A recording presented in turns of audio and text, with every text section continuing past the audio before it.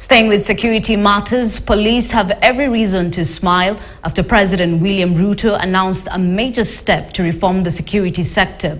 The main takeaway in the report presented to the president by former Chief Justice David Maraga is increasing the salaries of the police by 40% in the next 3 years. Further to this, the former Chief Justice wants responsible people given the task of implementation. As KTN's Ode Francis reports, some of these proposals will require parliamentary approval.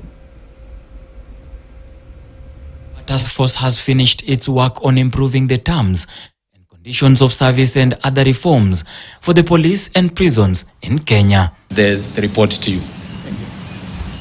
The team, headed by former Chief Justice David Maraga, submitted its report to President William Ruto on Thursday. And the recommendation is that you give it to a responsible person to deal with that and to head that and bring together all the services under the ministry so that it is implemented. The Maraga-led police task force identified key challenges, among them insufficient funding, deficiencies in leadership, administrative and institutional challenges, as well as systemic and endemic corruption.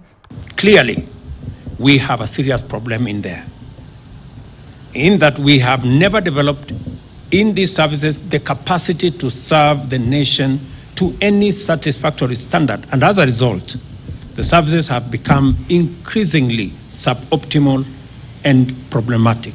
The task force has also made several recommendations, such as increasing salaries, limiting service time in one county to 3 years, limiting recruitment to constable and cadet level, merit-based recruitment and promotions.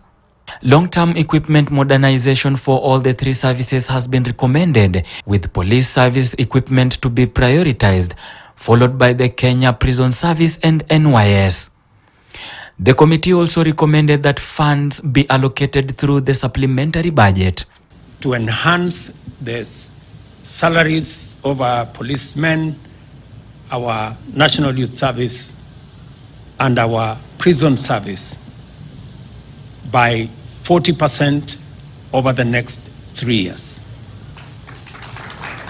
I think it is a well-considered recommendation. We will now await the workings of the Salaries and Remuneration Commission. Some of these proposals will require parliamentary approvals.